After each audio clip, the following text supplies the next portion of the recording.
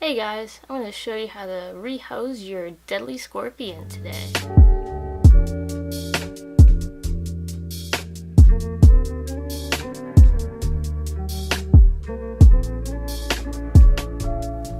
You're definitely going to need a container, some lawn tongs or forceps, his new house, and then of course you're going to want your scorpion. This here is a Parabatus rautus. It's an African spitting burrowing scorpion. This species of scorpion moves really fast, so we definitely want to be careful. The idea is to keep your hands completely away from the enclosure at all times.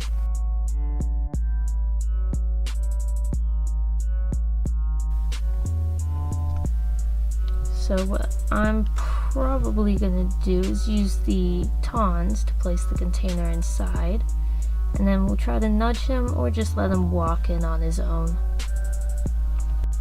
So now we've got our container placed inside. He might be interested to walk around on his own, or I'll try to prod him with the tweezers, but he might react pretty sporadically. We'll see. So when I tap that, he doesn't seem to react.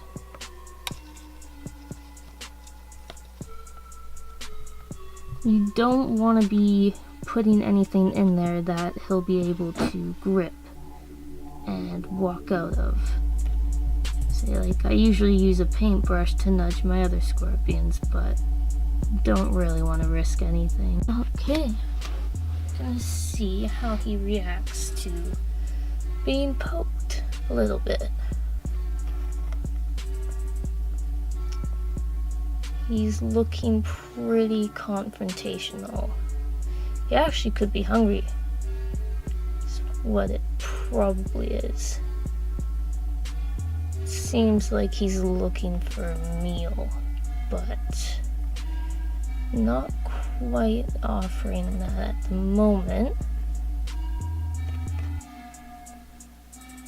Surprisingly, he's not as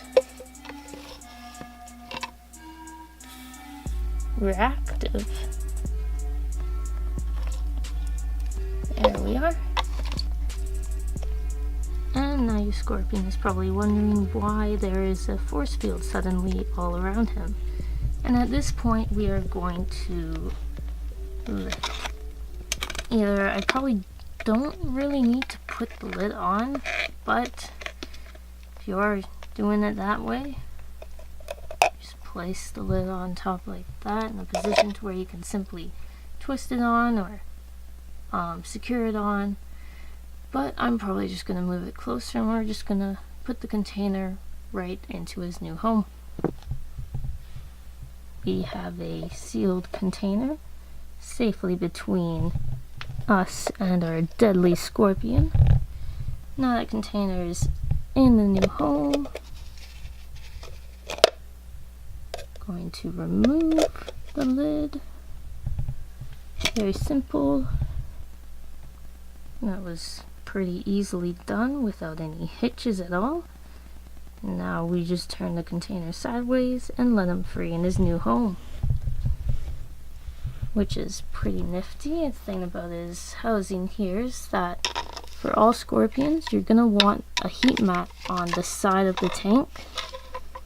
You do not want the heat mat to be on the bottom, because they can get quite hot and your scorpion is going to want to burrow into the sand to escape the heat. The heat mat's on the bottom, he can't escape it. So it's always good to place that on the side if your scorpion requires any heating like that.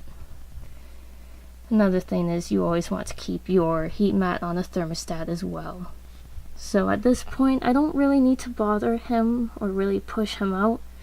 We can just wait until he's ready to go exploring, which he does that quite frequently when left alone for a couple minutes. There's no reason to really put your hands anywhere near it or risk anything. So yeah, it's pretty simple, easy as that.